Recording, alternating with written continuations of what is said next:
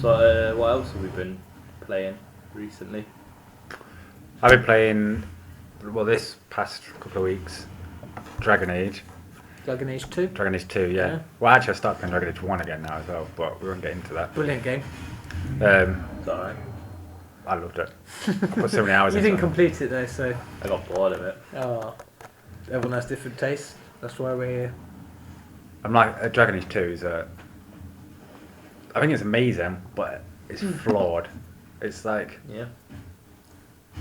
It's really good. It's got a really good story, but at the same time, you can't quite work out what the hell the story is. Yeah. It starts out and you're fleeing from the Darkspawn. Seems a bit far-fetched, does it? No, No? It's the least heroic fantasy story ever.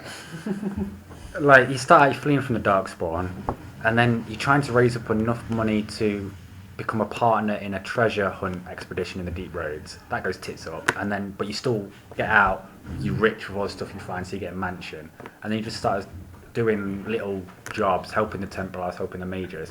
Is your mansion actually used for anything? It's sort of your home, and you go there to pick up mail. It's like Mass Effect 2, where you get emails and stuff, that kind of stuff, and it's where you.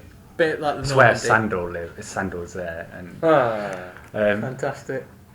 and then like there's the Kunari are in the city, and you sort of stop a war between them, and then you're like, oh, that must be what the story is, and it's the Kunari attacking, and then that chapter ends, and it's 3 years later again, and now it's the war between the Templars and the Mages, and then that ends, and then that's the end of it, and now. So you're saying it's not a stable storyline? It's a four mixture different stories that all connect. And there is little threads that go between them all, like things you do in the first act. Does it have anything to do with intertwining with the first one? A lot of the characters from the first one appear in the second. But is that all? Yeah, pretty much. I think the choices you can import your save from the first one. Yeah. The choices that you made, like Alistair can either become the king or you can't. It's a known trait by BioWare, isn't it, at the minute? Yeah. And it's what makes their RPGs good, I think. Yeah. It's good that it carries on. I mean, what I like most about BioWare's games is obviously you carrying on your game sort of thing. Now, Mass Effect 2 was a fantastic example of that. You know, carrying on your decisions and everything. But what you just said with Dragon Age there, I mean, it sounds a bit like a shame, to be honest. It's annoying that you're not playing. You're not playing as the warden again. That's annoying. Because you want to know what happened to him, don't you? Really? Yeah. Well, at the end of which one? The last DLC, he disappears with Morrigan into a portal. I think. Into a portal. Yeah. Oh, right. And at the end of the second one, without trying to give anything too much away, you've seen in the demo you've got that Seeker woman that looking for the champion. Yeah. She walks out of the mansion, and she says, "Oh, it looks like the champion and the warden have gone missing." And then the credits start. So, right. So I think Dragon Age 3 is going to be the champion, tying it together. the champion and the warden working together for summer, or they're going to play us though. Don't know. Hopefully you get to choose. Because if you import your save into Dragon Age 2, then I assume that when you get around to importing your save to Dragon Age 3, it'll be both the games imported. I'm thinking the same sort of concept would work with Mass Effect 3. Yeah. Which I hope so. Well, I don't. So it's a long continuous I don't think story. it would work in the same way as Mass Effect 3 because you're still the same character. Yeah. So it wouldn't have to really carry much over. Whereas if it is, as you've just said, Paul, that it's both characters from the first, then it would have to import both saves for it to be completely streamed. Right, streamless. So. But everything, I don't know. It's kind of. It depends what gets carried over. Like even though you don't get to play as the warden in the second one, if the data for that warden's in there, it knows what origin he was and what species and class. Oh right, and so yeah, it could just carry it from the second data file. We'll have to find out when Mass Effect 3 comes along, see what it got to offer.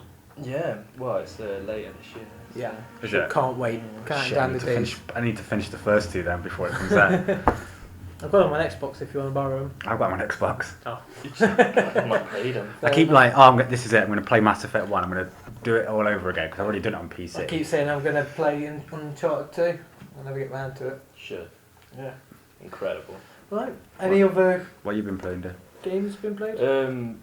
Not much. I played Bulletstorm. Oh yeah, I forgot about Bulletstorm. Yeah, quite recently. I thought that was quite a good game. I've only sat and watched you. I guys play enjoyed so it just I because can't give an opinion on it was fun. Yeah, it was definitely fun. There wasn't much replayability, I don't think. Nah, I've not picked it up since. No, Was it just mindless fun, was it? Yeah, basically Brilliant. it was just fun as well as funny. Yeah. Like, You shit biscuit. it was ridiculous. Like, I kept hearing "son of a dick" several times while it was being played. it's the concept of the story. Like, yeah, whatever. Your average space marine gets stranded on a planet. It was a loose story, but it was quite enjoyed the story. Just your average like loose cannon sort of guy, happy-go-lucky. But yeah, no, the story was pretty good. The visuals were impressive. Definitely a good-looking game. Like one of the first centerpieces when you're on the train and that big wheel thing is chasing Yeah, after you. yeah, That's it's incredible. amazing. Cutting through mountains and stuff. Yeah, no, the scale of it is like huge. I did see that bit and I thought it was pretty impressive. Yeah. Scale to rival God of War, Yeah. Oh. which was an incredible game as well. And I've also, although I bought it when it came out, Dead Space 2, I've only just recently, Finished it. yeah, just ploughed through it. Yeah. Good, like 6-7 hours of gameplay, typical single player on that sort of game, especially now with how games seem to want to include multiplayer for no apparent reason. I think it's to get you to keep playing it, isn't Yeah, it? Dead Space 2 multiplayer is fun, but it gets old quickly. I think unless you've got a very story-driven game like Mass Effect, I think multiplayer is going to play a very large part Yeah. in future games. Don't get me wrong, the story of Dead Space 2 was really good. Carried on straight off from Dead Space 1. A lot of references to it. I It don't doesn't think, carry a save file over, but no. it doesn't really matter. I don't think it's the story that makes. I don't think it's lack of story that makes them need multiplayer. I think it's lack of other things to do apart Yeah. from story. Mass Effect 2, you don't play that so long just because of the story. You play it for so long because you've got all the mining and the side Yeah, you've got quests and the just extra stuff to do. general exploration. Whereas Dead Space 2 is just I've pretty watched it. linear. Yeah, you can walk point A to point B. Yeah, you can go point A through to C, going by point B, but there's no real point to it. Yeah. But no, it's really good story, really good like setting, like do well with lighting effects. Definitely quite a terrifying game at some points. It makes you jump anyway. Yeah, some of the bits I saw you playing were but I jump easily, so Yeah. No, it's definitely the inclusion of baby necromorphs. yeah, it's pretty getting weird. crap out of me. But no, yeah, definitely a good game. Lives up to the first one, and the first one was like pretty amazing as well. Definitely a good move by EA. So Dead Space 3, do you think it's likely? Very much so, yeah. Considering I'm going to have to become a fan of EA. Yeah. I know, it's weird, isn't it? A few years ago I would have been like, fuck EA, and now Yeah. it's like EA's the only good company. Yeah. Yeah. Because Activision are too busy like You used to, destroying lives. yeah, you used to be like, yeah, come on Activision, come on Blizzard, you're the little guys, we want you to win. And then Activision brought Blizzard and made Call of Duty. Well, I made Call of Duty fucking the giant that it is, and now, Yeah. and now you're like, fuck. But then they're like, It's like George raised the question early on though. Call of Duty, it's dying. They're using the same is. engine they were years ago. but it just gets old really quickly. Yeah. Like, But it won't die. There are too many fanboys, that's what really annoys me about it. yeah, it's like what me and you were talking about earlier, Paul. The reviews that people have given it, like someone gave it like on Metacritic, the lowest review is like 60 something, which I bet they were like ridiculed for by like the general teenage public. Yeah, some of But- the reviews on Metacritic were 100%. It Black would be, Ops. yeah.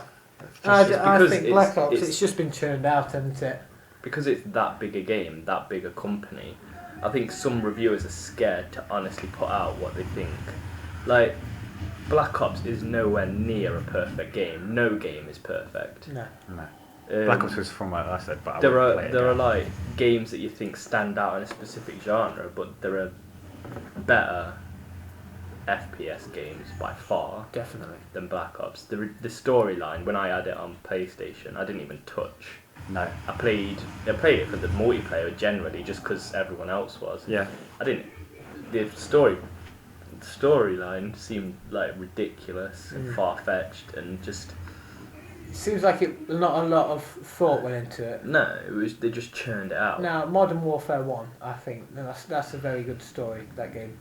So it's all about, obviously, the Russian separatists and that wanted to start nuclear war. But this Black Ops, I'm struggling to follow it, to be honest. You know, one minute you're in 1960s flipping Havana, and then the next minute you're scaling down the mountain, and there's an avalanche. Well, isn't it set in the Cuban Missile Crisis? It was in and around that, wasn't it? Yeah, even though it's like around something that's very real. But it's like there's games like these. You grow sort of attached to the players. You remember in Modern Warfare 1, where what was his name? Private Paul Jackson. Yeah, Seriously. he gets nuked. He get. I remember you telling me about that. Like, oh, Paul, I saw you get and nuked. The first time I played that, you really feel. You think, oh, it's sad. In Black Ops, you couldn't give a shit, could you? You think, Although in Modern Warfare 2, after the mansion bit, and the colonel whatever comes out the helicopter and then shoots you. Yeah. I was like, that made me a bit. I was like, yeah. Oh no! I don't even like the characters in Modern Warfare 2, but when he shot you, and the bit after the airport where you get shot as well. Yeah, character immersion in games is definitely a good thing. I don't think any have done it as well as Heavy Rain.